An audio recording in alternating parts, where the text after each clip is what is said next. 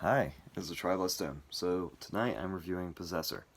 So Possessor is directed by Brandon Cronenberg and it stars Andrew Riceborough and Christopher Abbott.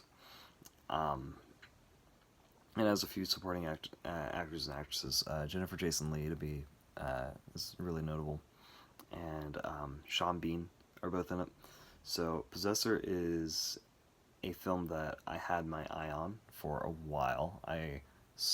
Heard about it before I saw it, before I saw anything about it, like a year and a half ago, maybe. Um, I knew Andrea Riseborough, who has become one of my more favorite actresses. She's really had my eye after watching Mandy, which pretty instantly became one of my favorite movies ever. I adore Mandy, and I really, really like Andrea Riseborough in it. And then I watched Death of Stalin, which is hilarious. That is such a good movie, and she's great in it too. Yeah, so I was really excited when I heard she was attached to this because at first, just hearing the name Brandon Cronenberg, I was like, "Ooh, interesting." Seeing David Cronenberg's son making horror-ish movies, I'm interested, and I gotta say, I was not let down. I really loved this movie. I like to hold off on movies that I know I'm probably gonna like. Like if I have a pretty good feeling, I'm gonna be like, yeah, I'm gonna like this movie. I sometimes I like to hold off on them. That is if they're not like really big blockbusters. I like to see like all the Marvel movies in theaters and everything like that. But um, stuff like this, and I really do wish I do like to see these movies in theaters too. Like I watched The Lighthouse in theaters, and that was one of my favorite theater going experiences before COVID and everything. But so this would have been really cool to see in theaters. But anywho, Possessor, yeah, this is a very cool film. It's very cool. It is a sci-fi thriller that edges on horror, and it deals with all these themes of control and the consequences that follow your actions when you're in control. And it's very fascinating. I really, really enjoyed it. So the film follows Andrew Riseborough, who is this assassin assassin for this sci-fi company who uses this Videodrome looking machine that they hook up to your head and basically allows you to possess someone, and then while you're while you have possessed said person with sci-fi ways instead of like supernatural ways, um, said assassin, in this case Andrew Riseborough, go commit crimes in that person's body and assassinations, and they'll kill themselves, go back to living their own lives in their own body.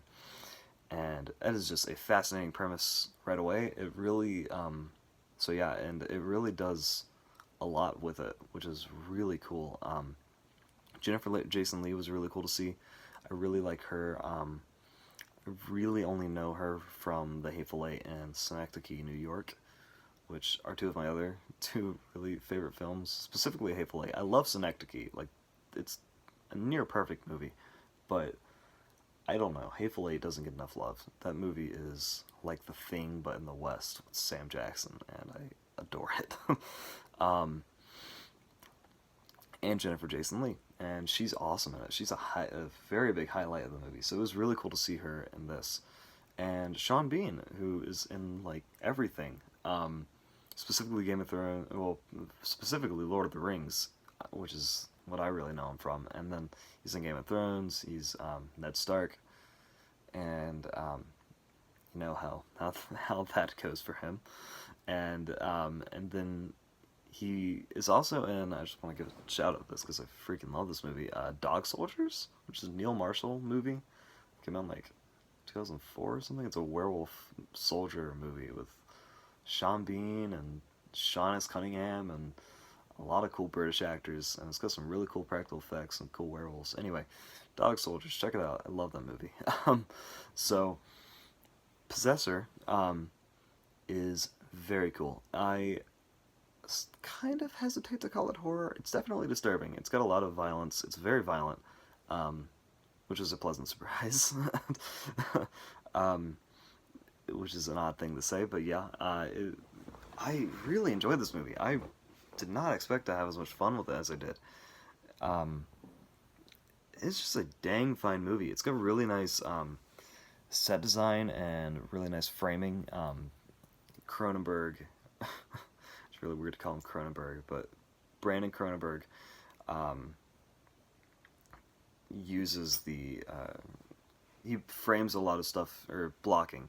He he uses a lot of stuff, a lot of actors and objects in the middle of the frame, which really draws the eyes in. It makes a very pretty scene to look at, especially when it has a lot of neon colors like the aforementioned Mandy and cool set design. It's a very pretty movie to look at, and I really liked it. It really reminds me of Videodrome, like I said, or Upgrade, which is a really cool movie that came out a few years back with Logan Marshall Green. I'm really blanking on the director's name. But yeah, it's another really cool action movie from Blumhouse. Anywho, which also deals with these like vibes of these themes of control and yeah, and the consequences that follow when you're out of control. And yeah, it is a really cool movie. I watched it on Hulu.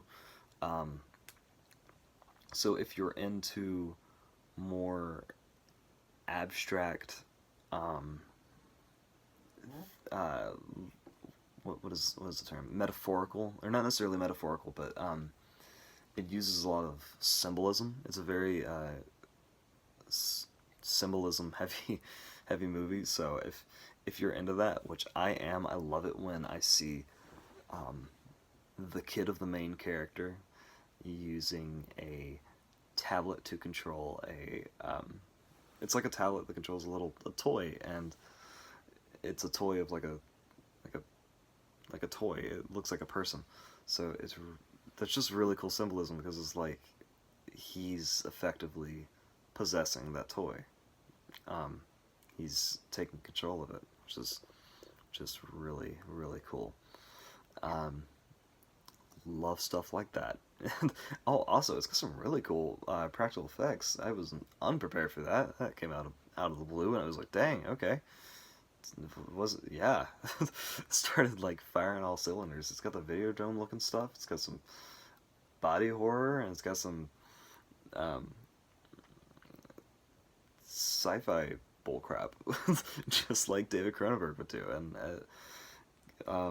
while feeling like it's its own thing. It uses a lot of handheld camera, which I I've only seen like 3 or 4 Cronenberg movies, David Cronenberg movies, so I can't really say for sure that he does it all too much. He hasn't, from what I've noticed. I know he doesn't really do it in The Fly or Videodrome, for sure, but there's a lot of handheld in this. So, but it's, for the most part, it if you'll notice it if you notice things like camera movement, excessive camera movement, but it's not excessive. I wouldn't call it excessive, but it's there. Um, it's not as bad as something like Lars von Trier would do, but and not as, yeah. So it's there. I just noticed it. That's an interesting thing of his. I wonder if that will continue on with the rest of his films. Um, but yeah, this is a pretty banger first film. If this was his first film, I'm pretty sure it was. Um, so gotta hand it to him. It was a dang fine movie. I really enjoyed it. I will 100% be buying the 4K Blu-ray for it. Um, I can't wait to watch it a few more times to show a few more people. I really dug this film. I literally watched it like 20-30 minutes ago. So yeah, Possessor by Brandon Cronenberg. It came out 2020, so that was during the pandemic. I watched it on Hulu, if you want to know where to watch it. Um, so yeah, that is Possessor. Very cool movie. This was a trial by Stone, so peace.